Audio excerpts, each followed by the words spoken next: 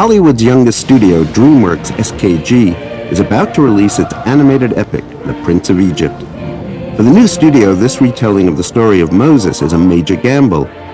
Since 1937, Walt Disney has maintained a virtual monopoly in animated feature films. A canny mix of classic fairy tale stories with a titanic merchandising machine and lucrative ancillary markets like home video has made Disney the richest studio in the world. DreamWorks, in their bid to get into the animation business, has counterpunched by making the most un-Disney-like feature possible. In selecting an important Bible story, they're indicating an unwillingness to limit themselves to the usual kiddie cartoon format. By telling a tale that doesn't lend itself to action figures and fast food tie-ins, they're making a bold statement of their intent.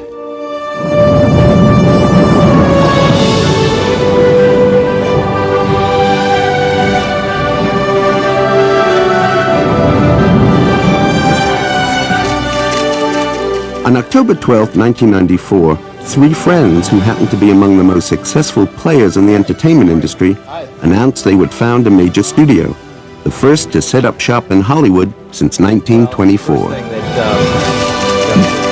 Together with Jeffrey and David, I want to create a place driven by ideas and the people who have them. Steven Spielberg is the most successful filmmaker of all time. David Geffen, a music maverick who also has an impressive film track record. And Jeffrey Katzenberg, the executive who led Disney back to market dominance with a string of hits from The Little Mermaid to The Lion King.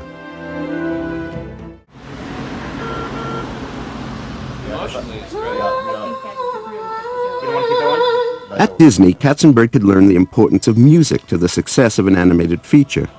Among his coups was to secure Hans Zimmer, Academy Award-winning composer of The Lion King, to be DreamWorks head of music. Zimmer would also compose and arrange the score for The Prince of Egypt. I remember Jeffrey coming to me and saying, "We're going to make the story of Moses," and me going, "Oh my God, what are we going to do? How are we going to solve this little puzzle?" And me saying to him, "Well, I've never read the Bible and I didn't see the Ten Commandments either." And then thinking, hang on, that's actually a good thing. Because I can be the guy amongst the team who can go, why can't we have Moses do this and this and this, because it'll propel the story forward. And then have people shoot me down and say, it's not in the Bible. You know. So I think I was sort of the loose cannon of the team, and still am, I suppose.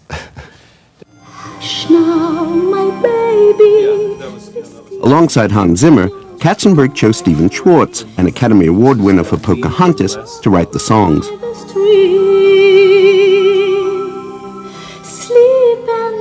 One of the things that really has been fun and exciting about doing Prince of Egypt is the fact that it is the first animated feature for a new film company. And therefore, there are no ground rules, and there's no history to live up to. There are no traditions to follow, and that's exciting, to be a pioneer. On a normal movie, somebody's out there shooting frames fast, you know. In animation, you know, everybody sat there for hours drawing, you know, for days drawing each one of these frames. So you suddenly have this sort of slight reverence towards it all, and you do feel a responsibility of not letting other people's work down through your own work.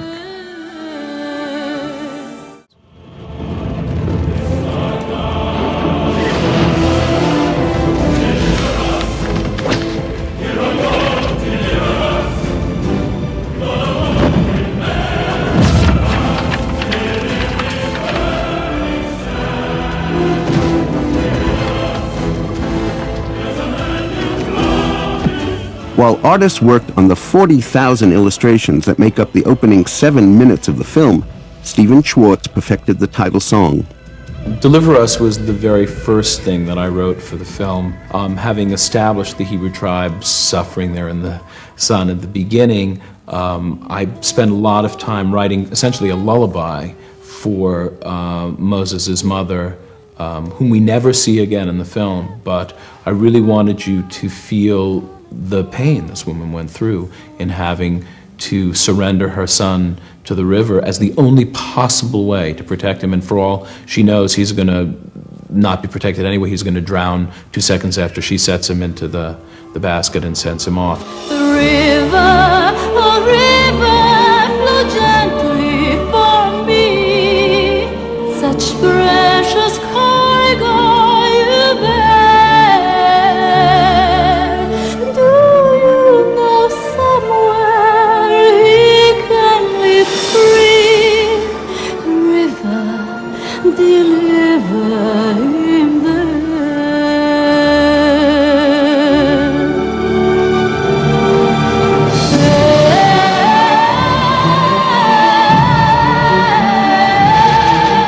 For a year, I have been hearing about this prologue. The heavens opened up. I was bestowed with sunshine. I got to see the prologue.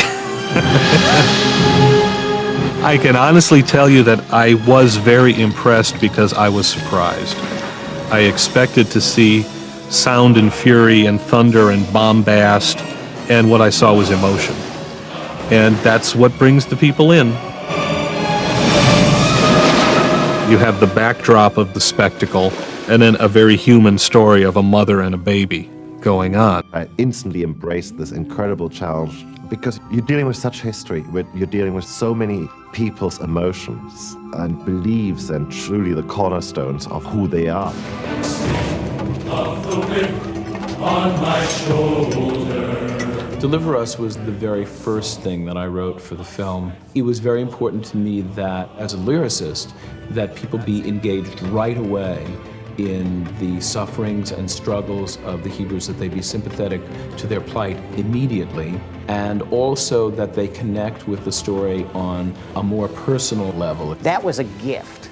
To be given that as our first thing that we worked on, and then to add the visuals that we did, it started the momentum for the rest of the picture, but it also served as the template that